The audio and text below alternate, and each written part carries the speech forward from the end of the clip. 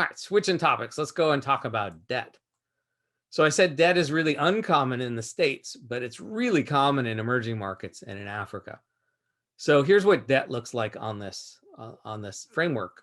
So you as an investor, you hand over some money and you actually get some promise in this case. You get promised a set of payments. Typically, they're a fixed size payment.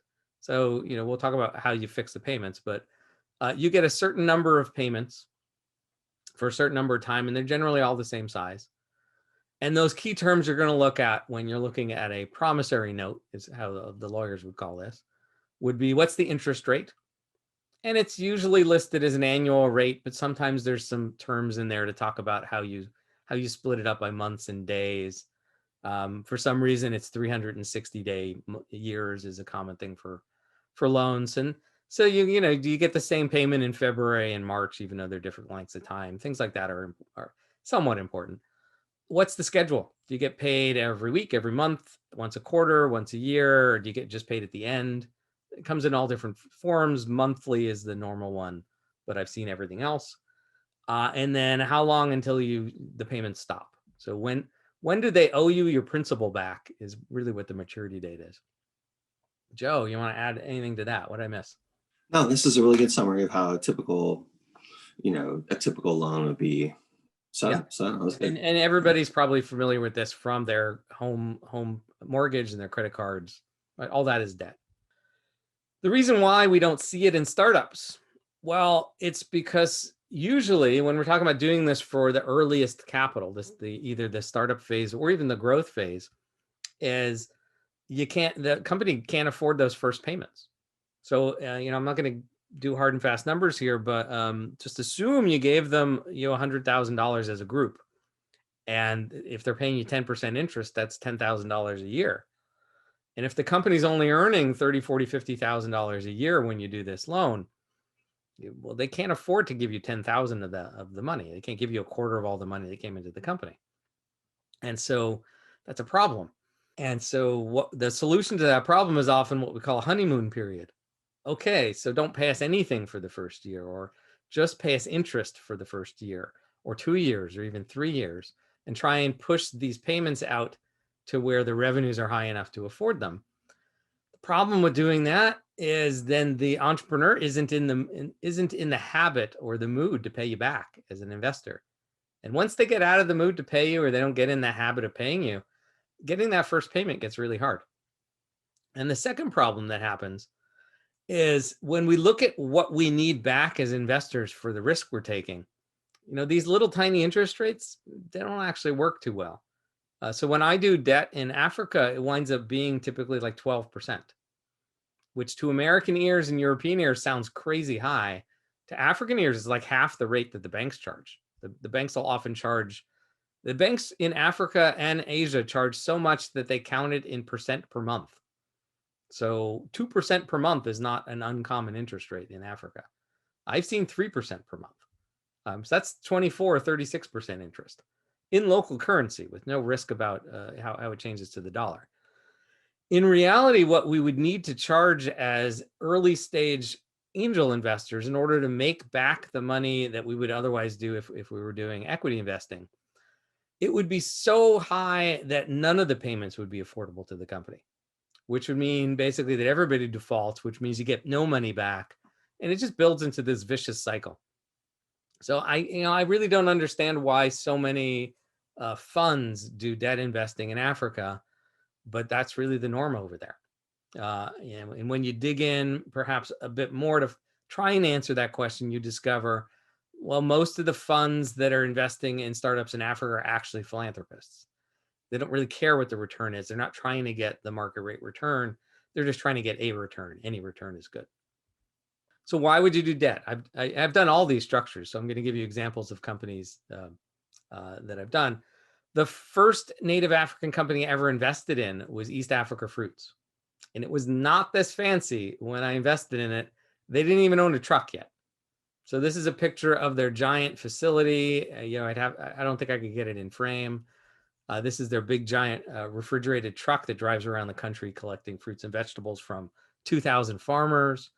And when I was at this location 2019, they had 7 of these little trucks. These are not refrigerated, but they're insulated. And I think they have 20 of these now. But when I met this company, the founder was 24 years old. The company was 15 months old. Year 1, they did 100,000 in revenue. And we did a revenue-based investment. We'll talk about that in a bit. And then a bunch of angels came together and lent the company $50,000. 10% interest, payment over 2 years, no honeymoon, or very short honeymoon if there was one. And that loan got paid back just fine. And the company did millions in business last year. It's grown tremendously. And so those angels chose to do debt investing. And Joe, you want to guess why they did debt instead of equity? Probably for the reasons you stated. The easiest way to document an investment is probably debt in that geography or that place. Yeah, this is Tanzania, by the way. Okay, yeah. I mean, a lot of times, I mean, debt can be thought of as sort of an instrument that you can. I mean, it's basically just a contract, a promise to pay. So you don't have to worry about corporate law. You don't have to worry about, whether you're getting stock and something that's actually, what is it? What is the corporate law in Tanzania? I have no It's idea. Common law. It's just like here. Half Africa is common law because Britain took over half of Africa. Sure. So if you want to make an investment in equity, though, you probably need to hire a lawyer in Tanzania to look at the documents and tell you what they say. You may not be able to. You may be able to skip that if you just use the note. Maybe I don't know. Yeah, you're also missing the really obvious one. Can you tell me? Can you give me comparables? Can you tell me 10 of the last exits in Tanzania? Yeah. No. So you're just saying it's not only and not only can Joe not tell me the last 10 acquisitions in Tanzania, no one on this call can tell me the 10 last acquisitions of startups in Tanzania. If I call up the 50 funds I know that invest in Tanzania, none of them can tell me 10 acquisitions that happened in Tanzania, because I don't think there have been 10 acquisitions of startups in Tanzania ever.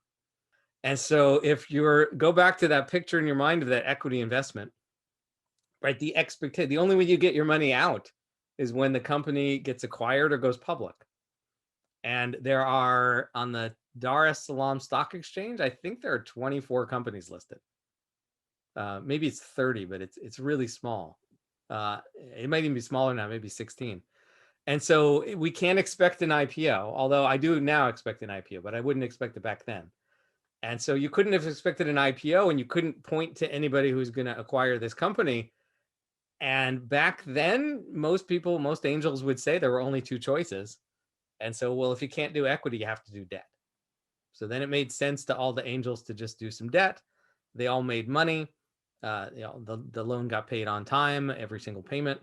Everybody was happy. A lot of those angels turned around and did some more investing in this company in other forms as well. All right, so let's try another one. We just did this one. I just wrote a check, not as an angel, as a VC, but I just wrote a check to Agro Supply in Uganda. They have this incredible, simple business model. I know other people do this, but the first one I came across, they sell seeds to farmers, right? 85% of people in Africa are either farmers or kids of farmers, right? Or spouses of farmers.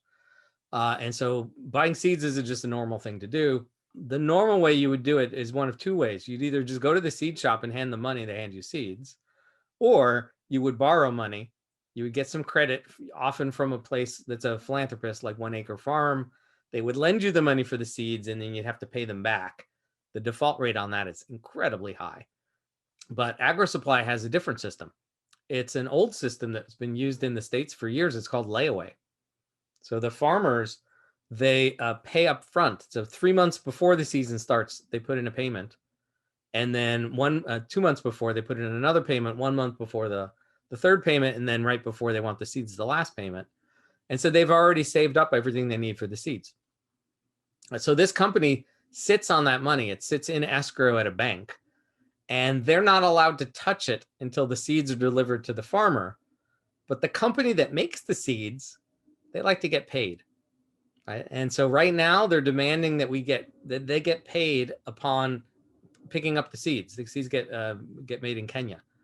And so we got to send US dollars to Kenya and a truck, pick up the seeds, bring them to Uganda, across the border, get them out distributed to, it's like 10,000 farmers. And only then does the money get unlocked at the bank. So who here sees a problem with that? Right? The bigger the company gets, the more money that they need to pay for seeds, and the money they don't have, they have it, it's at the bank, but the bank won't let them touch it. So we keep doing loans to this company for what's called operational capital. We're covering that gap. We do 3-month loans. Again, we're doing 12% interest, 1% per month. So they never pay 12%. They pay 1% for a few months. And then they pay us back. And then they ask for the money again the next season because a business is bigger. Right? So that would be an operational capital loan. That'd be a very common thing to do in the States. It's getting to be more common in Africa, but we need a whole lot more of that. There's this issue of growth causes a need for money just due to payments. That just grows and grows and grows as more companies succeed in Africa.